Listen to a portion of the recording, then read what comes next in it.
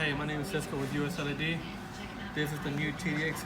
First thing we gotta do is if you need to cut it down for any reason, you cut down on both ends, not just one. That way spacing of the LEDs don't be the same. Second thing you do is you're gonna get a seat bracket that comes in with a screw. You should get two of these, one for each side. All you do is come right here to the side.